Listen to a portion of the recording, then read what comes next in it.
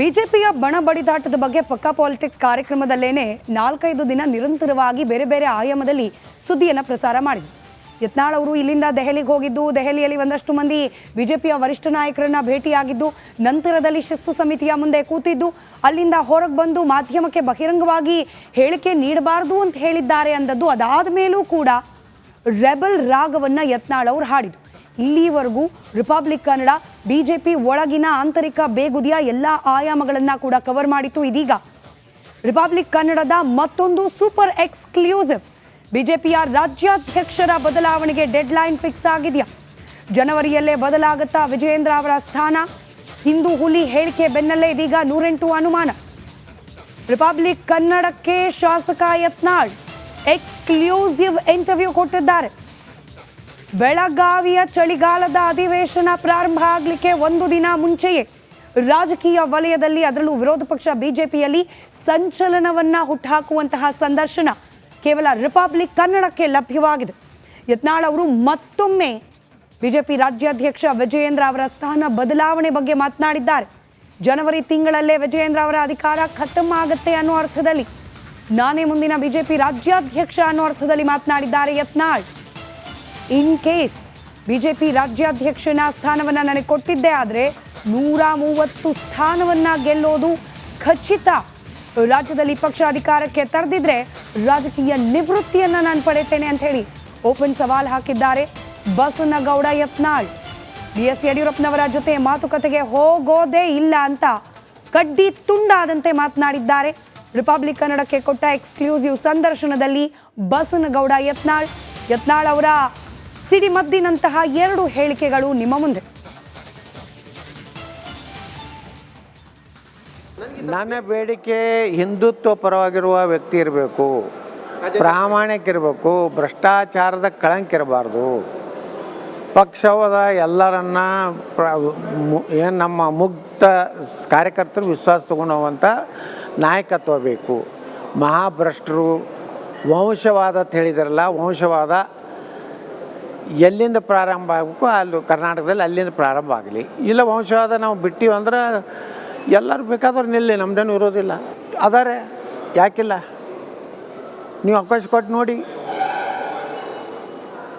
ಈಗ ಉತ್ತರ ಪ್ರದೇಶದ ಯೋಗಿ ಇಲ್ವಾ, ನಿನ್ನೆ ಮಹಾರಾಷ್ಟ್ರದಲ್ಲಿ ಆದ್ರಲ್ಲ ಫಡ್ನವೀಸು, ಈಗ ನಮ್ಮ ಮಧ್ಯಪ್ರದೇಶದ ಮುಖ್ಯಮಂತ್ರಿ, ಆಸಾಮದ ಮುಖ್ಯಮಂತ್ರಿ, ಹರಿಯಾಣ. ಆಯ್ಕೆ ಹಂಗಾಗಬೇಕು. ಕಳಂಕ ಇರುವಂಥವ್ರು ನಾಯಕತ್ವ ನಾವು ಒಪ್ಪೋದಿಲ್ಲ. ಕಾಂಗ್ರೆಸ್ ಜೋಡಿ ಅಡ್ಜಸ್ಟ್ಮೆಂಟ್ ಇದ್ದ ಲೀಡರ್ಗಳು ನಾವು ಒಪ್ಪೋದಿಲ್ಲ.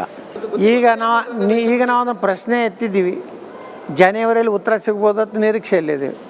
ನಾನು ಅಧ್ಯಕ್ಷ ಮಾಡಿದ್ರೆ 130 ಸೀಟ್ ತೊಗೊಂಡ್ಬರ್ತೇನೆ. ಯಾರ ಜೋಡ ಹೊಂದಾಣಿಕೆ ಇಲ್ಲ, 130 ಸೀಟು ಅಷ್ಟು ವಿಶ್ವಾಸ ಇದೆ ನಾನು. ನೋಡಿ, ನಾನು 130 ಸೀಟ್ ತರ್ತೀನಿ, ಇಷ್ಟೇ ಹೇಳ್ತೀನಿ. ಯಾರು ಬೆಂಬಲ ಕೊಡ್ಬೋದು ಬಿಡ್ಬೋದು, ರಾಜ್ಯದ ಜನ ಯಾರು ಬೆನ್ನೂ ಇಲ್ಲ.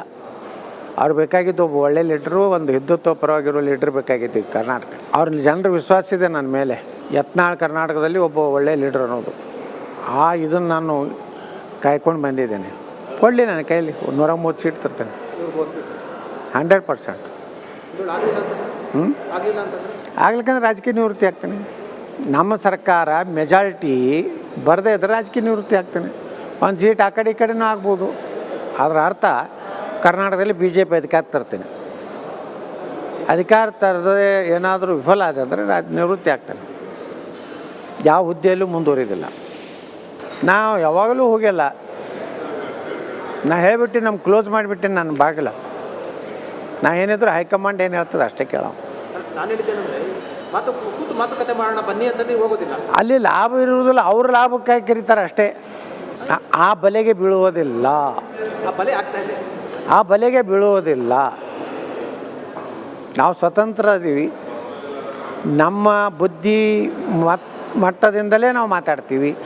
ಕೆಲವೊಂದು ಮಂದಿ ಹೇಳ್ತಾರೆ ದಿಲ್ಲಿಯವರು ಇವರು ಹಿಂದೆ ಅದಾರೆ, ಪಾಪ BL ಸಂತೋಷ್ ಅವ್ರ ಹೆಸರು ತೊಗೋತಾರೆ, ಪ್ರಹ್ಲಾದ್ ಜೋಶಿ ಹೆಸರು ತೊಗೋತಾರೆ. ಎಲ್ಲಿವರೆಗೆ ಒಂದು ದಿವಸನೂ BL ಸಂತೋಷ್ ಅವರು ನನ್ನ ಜೋಡ ಮಾತಾಡಿಲ್ಲ.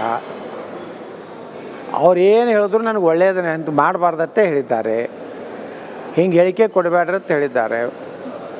ಬಿಟ್ಟು BL ಸಂತೋಷ್ ಅವರು ಯಾವುದೇ ಪರಿಸ್ಥಿತಿಯಲ್ಲಿ ನನಗೆ ಇಂಥ ಕೆಲಸ ಮಾಡತ್ತೆ ಹೇಳಿಲ್ಲ. ಸುಮ್ಮನೆ ಒಬ್ಬರ ಹೆಸರು ಹಿಂದೆ ಅನಂತಕುಮಾರ್ ಅವರೇ ಇವ್ರನ್ನ ಇದು ಮಾಡ್ತಾಯಿದ್ದಾರೆ ಅವಾಗೂ ಹೇಳ್ತಿದ್ರು. ಅಲ್ರಿ ನಾನು 35 ವರ್ಷ ಆಯ್ತು ರಾಜಕಾರಣದಾಗ ಇದೀನಿ. ಯಾವುದು ಸರಿ ಯಾವುದು ತಪ್ಪು ನನಗೆ ಅರ್ಥ ಆಗೋದಿಲ್ಲನ್ರಿ. ನಾನು ಬೆಂಬಲಕ್ಕೆ ಇರೋದು ಸತ್ಯ, ನಾನು ಸತ್ಯ ಮಾತಾಡ್ತೀವಿ ಅನ್ನೋ ಅಂಥದ್ದು ಸತ್ಯ ಒಂದೇ ನನ್ನ ಬೆಂಬಲಕ್ಕಿದೆ. ಯಾರೂ ನನ್ನ ಬೆಂಬಲಕ್ಕಿಲ್ಲ. ನೀವು ಹೇಳುವಂಥ ಯಾರು ರಾಷ್ಟ್ರೀಯ ನಾಯಕರು ಬೆಂಬಲಕ್ಕಿಲ್ಲ.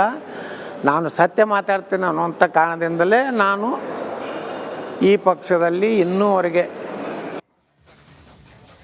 ಯತ್ನಾಳ್ ಅವರ ಮಾತುಗಳು ಇಷ್ಟಕ್ಕೆ ಸೀಮಿತವಲ್ಲ. ಬರೋಬ್ಬರಿ 50 ನಿಮಿಷಗಳ ಕಾಲ ರಿಪಬ್ಲಿಕ್ ಕನ್ನಡದ ಜೊತೆಯಲ್ಲಿ ಮಾತನಾಡಿದ್ದಾರೆ.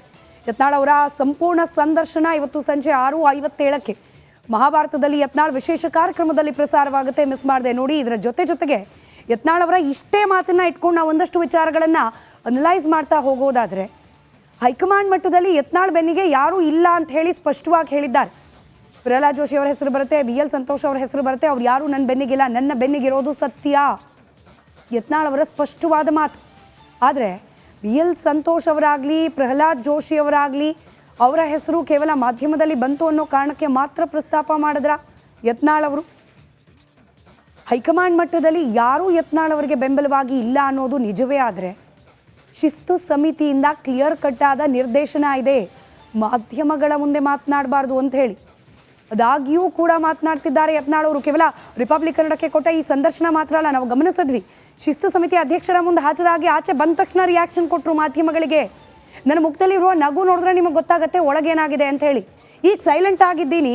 ಈಗ ರಮೇಶ್ ಜಾರಕಿಹೊಳಿ ಅವರು ಶುರು ಮಾಡ್ತಾರೆ ಈ ರೀತಿಯಾದ ಹೇಳಿಕೆಗಳು ಯತ್ನಾಳ್ ಅವರು ಕೊಡ್ತಿರೋದನ್ನು ನೋಡಿದ್ರೆ, ಈ ಶಿಸ್ತು ಸಮಿತಿಗೂ ಮೀರಿ, ರಾಜನಾಥ್ ಸಿಂಗ್ ಅವರಿಗೂ ಮೀರಿ ಯಾವುದಾದ್ರೂ ಒಂದು ಶಕ್ತಿ ಯತ್ನಾಳ್ ಅವರ ಬೆನ್ನಿಗೆ ನಿಂತಿದೆ ಅನ್ನೋದನ್ನು ಅಲ್ಲಗಳಿಲಿಕ್ಕೆ ಸಾಧ್ಯನಾ? ಯಾರ ಬೆಂಬಲವೂ ಇಲ್ಲದೆ ಏಕಾಂಗಿಯಾಗಿ ಇಷ್ಟು ದೊಡ್ಡ ಮಟ್ಟದ ವಿರುದ್ಧವಾದ ಮಾತುಗಳನ್ನು ಆಡಲಿಕ್ಕೆ ಸಾಧ್ಯನಾ ಅನ್ನೋದು. ವಿರುದ್ಧ ಅಂತಂದರೆ ಯತ್ನಾಳ್ ಅವ್ರಿಗೆ ಬೇಸರವಾಗುತ್ತೆ. ನಾನು ವಿರುದ್ಧ ಇರೋದು ಭ್ರಷ್ಟಾಚಾರಕ್ಕೆ, ವಿರುದ್ಧವಾಗಿರೋದು ಪರಿವಾರವಾದಕ್ಕೆ, ಪಕ್ಷಕ್ಕಲ್ಲ. ನಾನು ಪಕ್ಷದ ಪರವಾಗಿ ಮಾತನಾಡ್ತಾ ಇದ್ದೀನಿ, ವ್ಯಕ್ತಿಯ ವಿರುದ್ಧವಾಗಿ ಅನ್ನೋದು ಯತ್ನಾಳ್ ಅವರ ಸ್ಪಷ್ಟ ಮಾತು. ಇದರ ಜೊತೆಗೆ ರಿಪಬ್ಲಿಕ್ ಕನ್ನಡಕ್ಕೆ ನೀಡಿರುವ ಈ ವಿಶೇಷ ಸಂದರ್ಶನದಲ್ಲಿ ರಾಜ್ಯಾಧ್ಯಕ್ಷರ ಬದಲಾವಣೆಗೆ ಜನವರಿ ಮುಹೂರ್ತ ಆಗಬಹುದು ಅಂತ ಕೂಡ ಮಾತನಾಡಿದ್ದಾರೆ. ಹಾಗಾದರೆ ಇನ್ ಕೇಸ್ ಯತ್ನಾಳ್ ಅವರ ಮಾತು ನಿಜವೇ ಅಂತ ಅಂದ್ಕೊಂಡ್ರೂ ಕೂಡ ವಿಜೇಂದ್ರ ಅವರನ್ನು ಕೆಳಗಿಳಿಸಿ ಯಾರನ್ನು ಮಾಡ್ತಾರೆ ರಾಜ್ಯಾಧ್ಯಕ್ಷರನ್ನಾಗಿ? ಯತ್ನಾಳ್ ಅವರನ್ನೇ ಕೂರಿಸ್ತಾರಾ? ಇಂಥದ್ದೊಂದು ಭರವಸೆಯನ್ನು ಹೈಕಮಾಂಡ್ನ ನಾಯಕರು ಯತ್ನಾಳ್ ಅವರಿಗೆ ಕೊಟ್ಟಿದ್ದಾರಾ? ಅನುಮಾನ ಇದ್ದೇ ಇದೆ. ಶೋಕಾಸ್ ನೋಟಿಸ್ ನೀಡಿದ ನಂತರ ಕೂಡ ಪಟ್ಟನ್ನು ಸಡಿಲಿಸಿಲ್ಲ ಹಿಂದೂ ಹುಲಿ. ರಾಧಾ ಮೋಹನ್ ದಾಸ್ ಅವರ ಎಚ್ಚರಿಕೆ ಬೆನ್ನಲ್ಲೇ ಮಾತು ಮತ್ತಷ್ಟು ಖಡಕ್ ಆಗಿದೆ. ಇದೆಲ್ಲವನ್ನ ಗಮನಿಸ್ತಾ ಇದ್ರೆ ಯತ್ನಾಳ್ ಅವರು ನಿರ್ಧಾರ ಗಟ್ಟಿಯಾಗಿ ಮಾಡದಂತಿದೆ.